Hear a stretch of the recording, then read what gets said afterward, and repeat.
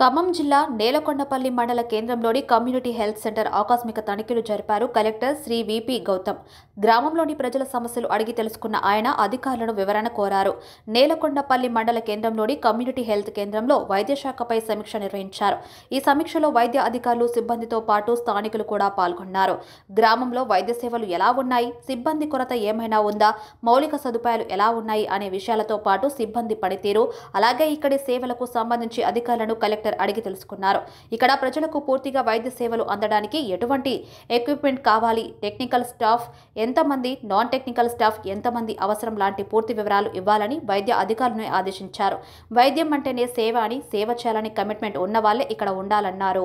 వైద్యం కోసం ఇక్కడికి వచ్చే ప్రతి వ్యక్తికి సక్రమంగా స్పందించాలని, ప్రాపర్గా గైడెన్స్ ఇవ్వాలని అధికారులను ఆదేశించారు. ప్రాపర్గా గైడెన్స్ ఇవ్వడం వల్ల ప్రాణాలను నిలబెట్టొచ్చని గుర్తు చేశారు. ప్రభుత్వ ఆసుపత్రికి వస్తే ట్రీట్మెంట్ మంచిగా దొరుకుతుందని నమ్మకం కలిగేలా పనిచేయాలని ఇక్కడ వైద్య సిబ్బందికి సూచించారు. ఈ ఆసుపత్రిలో మౌలిక సదుపాయాలు కల్పించేందుకు తాను కృషి చేస్తానన్నారు కలెక్టర్ విపి గౌతమ్. ఇప్పటి నుండి ప్రతి మనిషి హెల్త్ ట్రాక్ను రికార్డు చేయాలని వైద్య అధికారులకు తెలిపారు. ఆ రికార్డును ప్రతి నెల స్వయంగా తానే వచ్చి పరిశీలిస్తానని తెలిపారు.